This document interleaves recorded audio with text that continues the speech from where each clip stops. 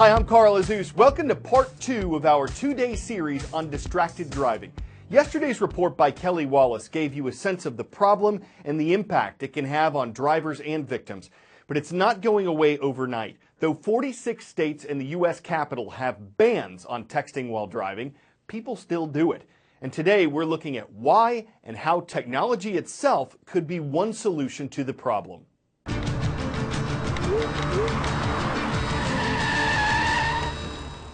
Most people will admit that doing this while driving is dangerous, and yet they do it anyway. Why? Experts say it's because of the addictive nature of these devices and how our brain instinctively responds to those pings. It's like being at a party, and when someone taps you on the shoulder, you need to turn around. The same is often true when you hear a ping. You need to look, even when you're behind the wheel.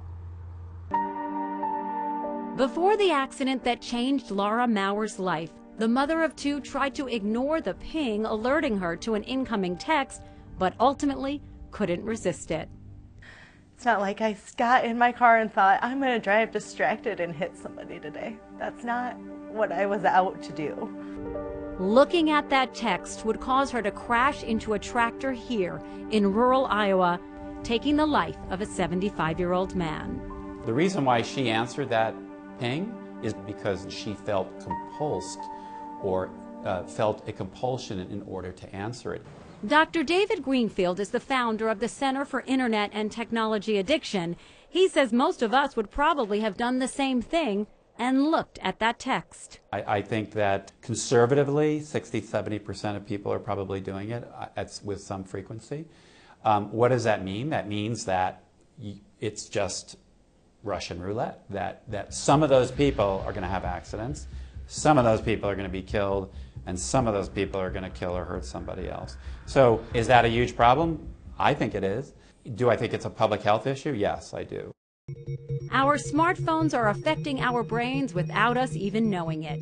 When we hear the ping of an incoming text, social media update, or email, our brains get a hit of dopamine, a chemical that leads to an increase in arousal, energizing the reward circuitry in our brains. And that expectation of a reward, who's texting me, who tagged me on social media, leads to a higher burst of dopamine than the reward itself. This reward circuitry is old as time.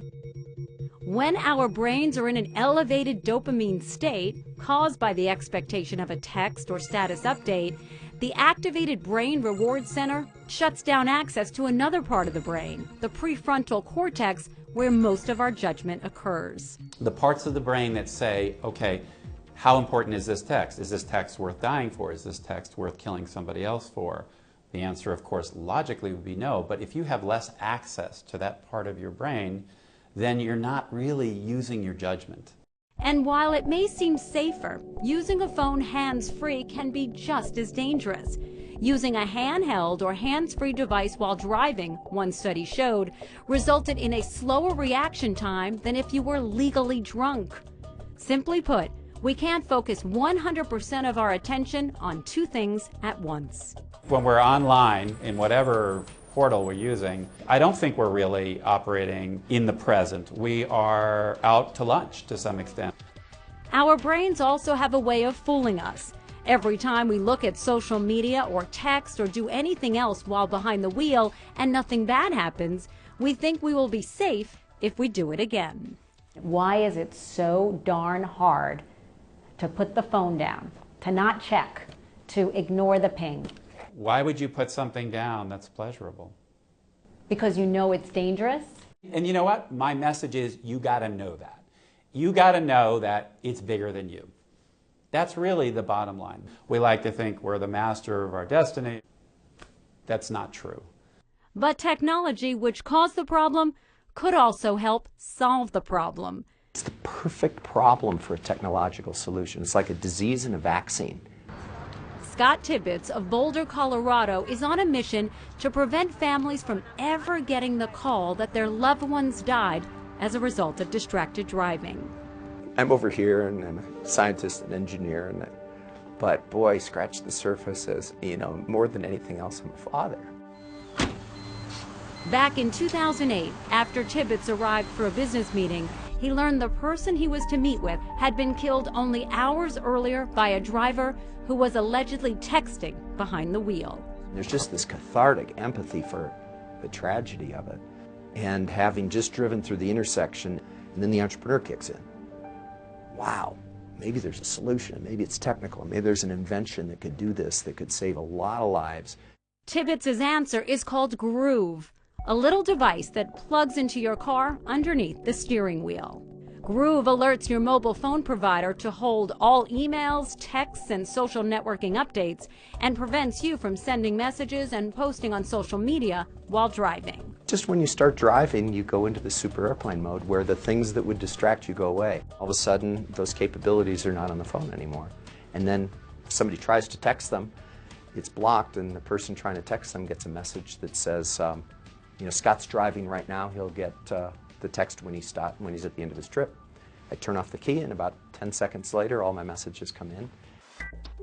The wireless providers have their own answers, free apps downloaded to your device which silence incoming messages, sending an auto reply to your friends and family that you are driving. The apps also prevent you from texting when the car is moving, but not all apps block access to social networking. Once for that driver. Jesse Hogard, Chief Marketing Officer for Cell Control, demonstrates his company's answer to distracted driving. It's called Drive ID. It's solar powered, and it'll mount to the windshield of the car, right underneath and behind the rearview mirror. So I'm going to send you a message, Jesse. Hey, Jesse, where are you? Very important message to send while someone's driving, That's the right? thing is That's it. They're usually that important. Exactly. At a cost of $129, what it can do that the wireless provider's apps can is automatically detect who is driving and who is not. And with that in place and our app on the phone or devices that you want to protect in the vehicle, we can restrict access to applications on the phone, either throughout the entire vehicle for all passengers or for just the driver. Okay, so Jesse, I'm going to text you and see what happens, all right? Want to meet for dinner? Another very important text, especially if you know someone's driving. When I texted you those important messages, I got that. Jesse is currently driving and will respond to your message when the trip ends. Let people know they're not being ignored and that your friend, your kid, your colleague is being responsible. Jesse then moves into the passenger seat during a drive along the track at Road Atlanta in Brazelton, Georgia. I'm still able to use my phone like I normally would, so I can go to my Facebook page, my Facebook feed, and look at it like I normally would. Whereas earlier when I tried to do that in the driver's seat, it blocked me out of that. Exactly. What about the teens who think, no problem, Cell Control. I'm going to figure out a way for you not to work when I'm driving so I can text my friends or check Facebook or Snapchat while I'm driving. No, so we have a room full of engineers whose job it is to sit around and think like savvy 16 and 17-year-olds. And then not only that, but stay a few steps ahead of them. But ultimately, the technology to stop any driving while distracted may be the technology that lets drivers enjoy all the distractions they want. Technology which removes the need for any drivers at all. Autonomous vehicles are the new technology that will solve that problem, because if you have an autonomous vehicle that doesn't require you to attend, then you can talk on the phone all you want and do whatever you want. Raising awareness, no doubt, is something we all can do to try to stop distracted driving. For more information on our series and this critical issue, please go to CNN.com/distracteddriving. Thanks so much for watching. I'm Kelly Wallace.